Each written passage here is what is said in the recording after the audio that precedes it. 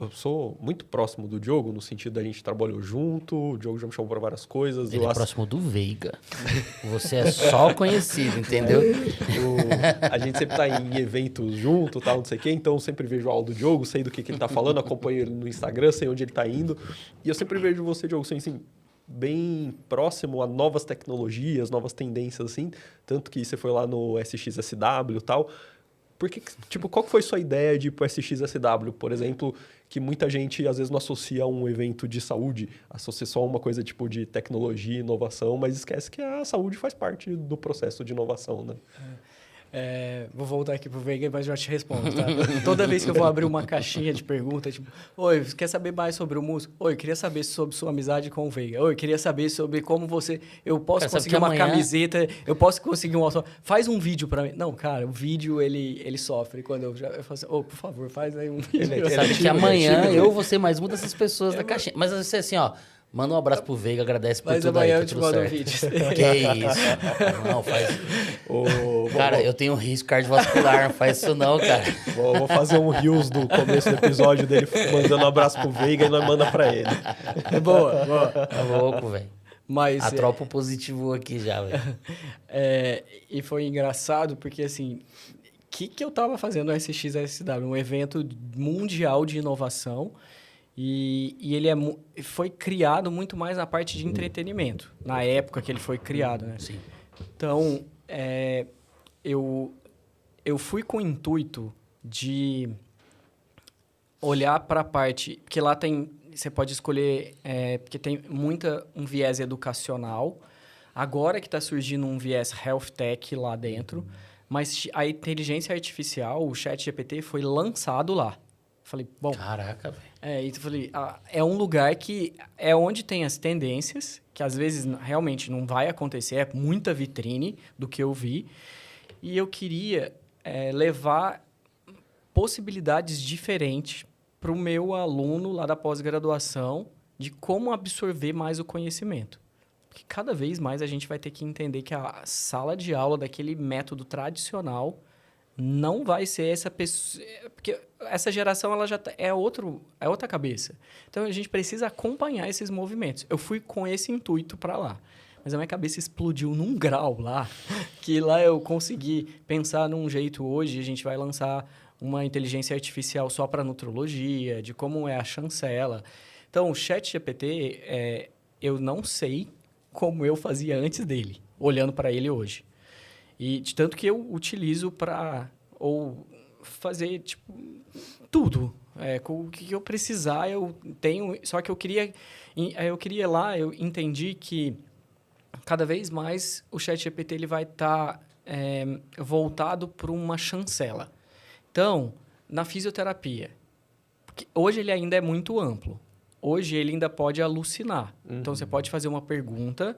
muito específica, porque tudo depende do prompt, do comando, mas ele pode alucinar e pode te responder algo que se você ainda não tiver do lado dele como um head do negócio, você perde esse intuito. Então, mas quanto a isso aí, tem muito colega que também já dá uma alucinada dentro da UTI, né? Então, a gente tem...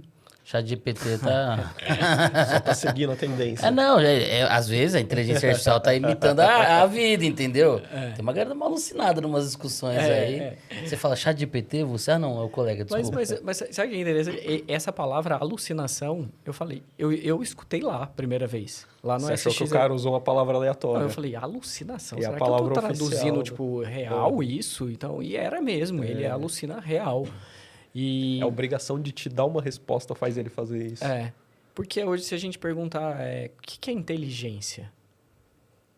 O que vocês acham que é inteligência? Cara, tem umas palavras do nosso cotidiano que são muito difíceis de definir, né? Tipo, inteligência é uma coisa muito difícil, né? Talvez a capacidade de organizar determinados dados e trazer uma resposta. É isso. A inteligência é isso. Mas você mandou bem pra caralho, hein, velho? A inteligência é isso. E aí, só que... Não tava... Por essa você não esperava, não, vocês combinaram isso aqui, velho. Onde que eu quero chegar? E quando você faz uma pergunta pro ChatGPT, você espera uma capacidade resolutiva mais eficiente. E aí ele alucina em 20%. Será que ele é inteligente ainda? Então, é necessário ainda uma fiscalização humana no processo. Porque muitas das vezes que eu falo, Não, pesquise esse artigo no PubMed. Ele pesquisa para mim, mas eu dou o clique no link, não é o artigo.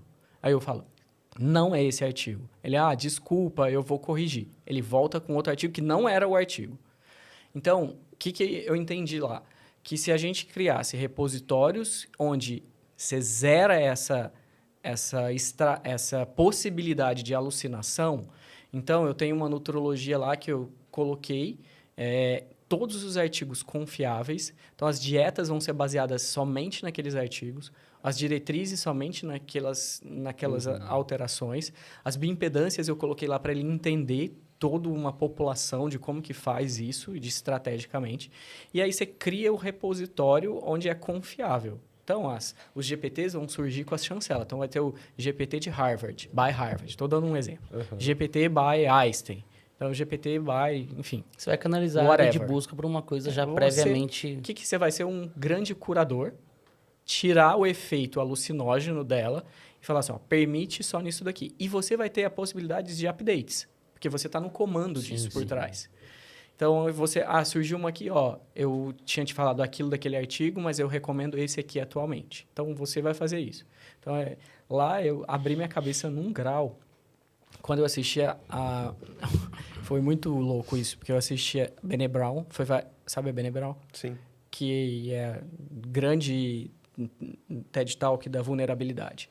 E ela abriu o evento e atrás E lá, só o app já é muito inteligente. Então, porque é uma cidade inteira para o evento, não tem um local tão fixo. Então, acontece simultaneamente nos hotéis, em bares, porque é música, é arte e entretenimento, no cinema.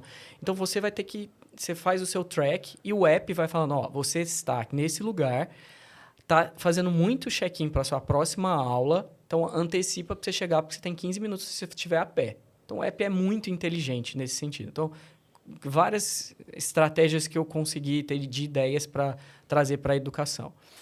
E aí, nessa palestra dela, da Brené Brown, ela terminou e ela falou assim, agora vocês vão olhar aqui e tem uma... Quando eu olhei, era descampado esse lugar. Então, quando eu olhei, eu achei que fosse uma grua, sabe aquelas gruas de filmagem? Muito grande. E daí, na verdade, depois eu olhei, eu achei que fosse aquelas mãos de construção que pega aquelas, sabe? Não sei como que chama o nome disso. Garras de... Aquelas mãos mesmo, sabe? Enfim. E aí, só que no final era uma impressora que estava imprimindo... Aí, antes disso, terminou a palestra dela, aí eles perguntaram assim, referência sobre arquitetos no mundo. Aí levantava a mão, falava e escolheram 3.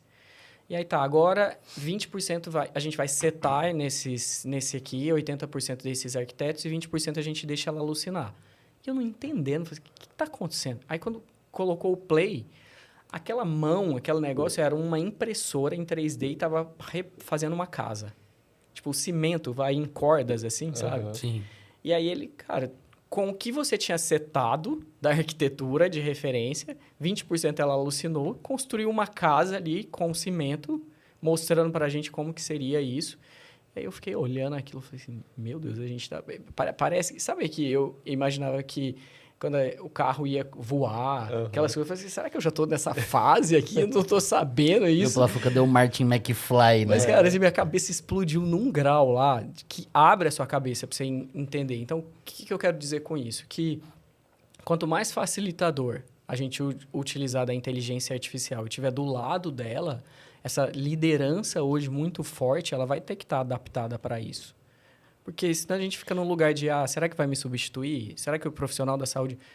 Quando que eu imaginava que ia jogar tipo um raio-x no GPT e ele ia me falar que era uma estenose, que era um pneumotórax, Cara, só quando eu imaginava isso quando o carro estivesse voando mesmo. Sim. Mas hoje tá normal isso acontecer. E aí olha para um outro lugar de linha de cuidado assertiva. O Brasil está produzindo um médico com muita disparidade de... educação. Sim. A gente não está controlando isso mais. Então, se você ser atendido num posto de saúde onde tem um médico, tudo bem, ele é recém-formado. Na maior parte das vezes, o PS e o BS vai ser recém-formados. Vamos ser vulneráveis e sinceros. Sim. porque é onde se paga mais rápido, menos, mas ele também tem que fazer a vida dele. Você tem uma carga de trabalho que aquele que tem mais bagagem não tá a fim de assumir mais, né? E não tem uma complexidade de uma especialidade que ele ainda não tem. Sim. E aí, se ele tiver a habilidade de pilotar um GPT, e aí, de repente, o Ministério da Saúde já começa a colocar isso, olha como assertivo vai ser, como redução de custo vai ser, como isso vai estar a favor. Como a gente não vai estar nesse lugar de falar, nossa, vai me substituir, porque vai me substituir por um robô. Não vai substituir. Ele ainda tem muito erro. Ele ainda não é realmente inteligente. Ele tá caminhando para isso, e o profissional que souber pilotar isso vai ser muito mais vantajoso e buscado no mercado. E eu sei que tem um hospital público que já tem GPT. O INCOR já tem GPT INCOR lá.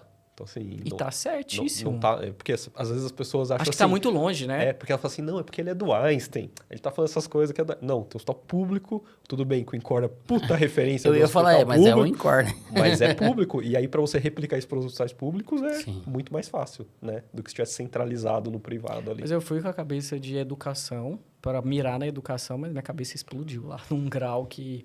Porque você tá do lado de... CEO da Google, CEO da Microsoft, CEO da Dell. A palestra dele foi sensacional. E é uma acessibilidade, e aí é um evento de 200 mil pessoas. Só que é na cidade inteira. Só Foi com em Austin, inteligência... né? só com inteligência artificial. Foi onde? Em Austin, Faz Texas. 30 anos que é lá. Primeira vez que eles vão fazer a edição em Londres, do SXSW. Bem maior, hein? Vai ser legal. Doideira Cara, isso. mas assim, só uma discussão que você levantou rápido, assim. Toda inovação gera esse conflito. Vai haver substituição, vai... Só que, na verdade, abre novas portas, um novo ramo, novo tudo, né? Obviamente, muda o que era o hábito, muda... A gente pode ver isso através da arte, da música, do cinema. Isso tudo tem mudado do que foi no passado. Eu trabalhei numa videolocadora quando era garoto, pô. E hoje, por conta da Netflix, quase não se encontra. Não vou falar que não encontra, porque ainda tem uma outra. Mas quase não se encontra mais esse mercado. Só que abriu hoje inúmeras outras possibilidades. Tive amigos que trabalharam, por exemplo, no atendimento ao cliente da Netflix. O que não se pensava, né? O atendimento do cliente era, sei lá, na videolocadora e falar assim, A Catarina provavelmente não vai trabalhar em nada que a gente conheça. Mesmo que ela for médica, porque ela vai ter um pai e uma mãe médica, ela vai ser um médico totalmente diferente do que vocês foram. Ela vai aprender totalmente diferente do que vocês aprenderam, provavelmente, né? Ela vai usar instrumentos diferentes, provavelmente. Mas é interessante isso. Por que a gente está falando muito de inteligência artificial hoje? Por que essa onda tá todo mundo falando? Porque existe uma estatística de 100 milhões de usuários. Período de adesão desses consumidores para uma plataforma. E aí eles fazem um comparativo. Quando lançou o LinkedIn, quanto tempo foi para 100 milhões de usuários estarem aderidos? 9 anos. Aí vou dar um salto lá para o Instagram. Aí quanto tempo foi? 2 anos. E o ChatGPT? 2 meses. Então, é muito usuário fazendo isso. Véio. Então, a gente precisa estar nesse movimento. Maluco, é muito rápido ver.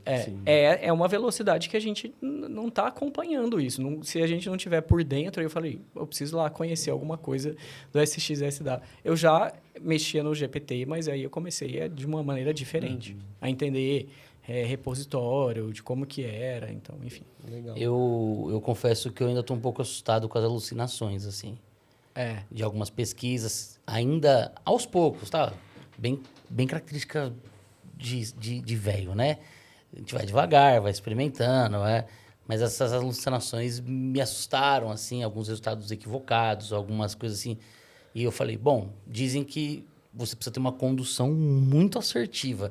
Talvez eu ainda não entendi como conduzir para tentar diminuir esses resultados ruins, né? Mas no 3.0 é maior isso, porque ela tem um repertório fechado, né? 3.0 é o gratuito, você tá falando? É o gratuito. Quando você vai lá pro 4, como que Gemini. se chama? 4.0 lá, aí ela já é aberta, então assim, ela já é a menos, porque ela pode buscar mais lugares mais recentes, então vai Mas se da curadoria, eu acho show de bola.